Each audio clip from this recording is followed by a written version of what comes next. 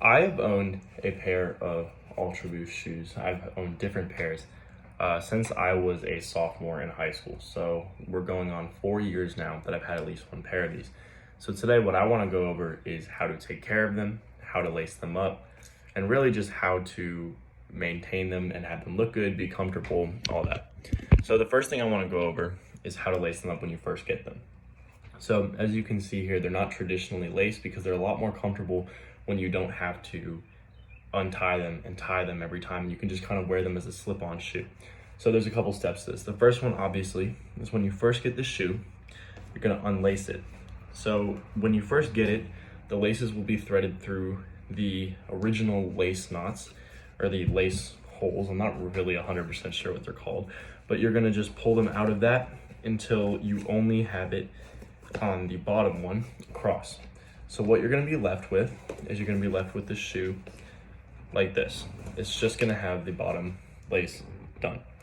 So in order to have it stay in place and be tight enough without having to tie it the whole way up, what you're gonna do is you're gonna thread it not only through the holes, but underneath the cage, which is what that's called. So you're gonna take a shoelace, for example, and you're gonna thread it not only through the hole, but underneath right here.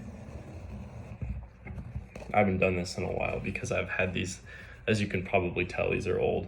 So this is the first time I've relaced them in a while. So you're just gonna do the same thing. You're gonna leave it tight enough that the shoe's not slipping off and you don't run out of lace, but loose enough that you are able to just have a little bit left at the top. So you're gonna go under the cage and through the hole. So instead of having just 4 holes to go through, it has, that would make it 6.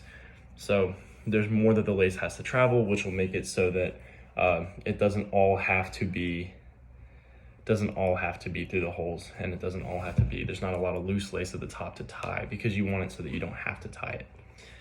So once you've done that, which I'm on the last lace, you will be left with a pretty comfortable shoe. As you can see right here, I'm on the last 2 holes. You're gonna stretch it across, and you should only have about like an inch of shoelace coming out of the top one. So yeah, there you go. So it's tied in a way where it's nice and loose and you can wear it no matter what. Second thing I want to go over, obviously having all white shoes is a little bit risky. They get very dirty, and as you can see, I haven't done my next step for these in a long time. But basically, when they start to look like this, when the white starts to turn to gray, when you have dirt marks and stuff like that, you want to wash them. So one of the nice things about these shoes is that because they have this kind of cloth upper, it's not leather, they're easy to wash, they're easy to clean. So what you're gonna do, there's a couple of steps. Again, first thing you're gonna do is you're gonna remove the sole and you're gonna have that be separate. You can wash the sole or you can choose not to, that's up to you. The second thing you're gonna do, and I'm not gonna demonstrate this because I just laced it back up, but you're gonna take the laces off. And so once you've done that, you're gonna be left with the upper of the shoe with no sole inside and no laces. Then this part right here, which is the cage and all the non-cloth parts of the shoe, which includes this foam midsole, you're gonna scrub off. For this, you can use a toothbrush, you can use your hands, you can use hand sanitizer, soap, whatever's available to you, whatever's at your disposal, all of it will work. So once you've done that, you're gonna take the shoe, which is just the upper, no strings, you're going to put it in the washing machine. You're gonna put a non-bleach detergent in there, whether it is a Tide Pod or it's detergent. The only thing that's really important is that you don't have bleach in there because it could potentially bleach the underside of the shoe, it could bleach the gray part, and you don't want that to happen. You want it to stay color fast. So you're gonna put it in, you're gonna wash it for a regular cycle, and you're gonna take it out, you're not gonna put it in the dryer. You're gonna let it air dry for 1 to 3 days. And the benefit of that is it's gonna look better, it's gonna be more white than it was when you put it in, and it's gonna smell good.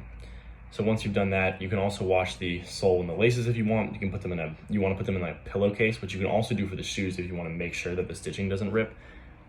By doing that, you're protecting it. You're also making sure that, you know, maybe something doesn't get caught on the side because some washers have metal indentations on the side. And you don't want that to happen because this is a very, I don't want to say fragile, but because it's knit, if something gets caught, it could easily rip. So once you've washed it, you put the soles and the laces back on, and you have new, white, fresh, clean shoes, just like they were when you got them.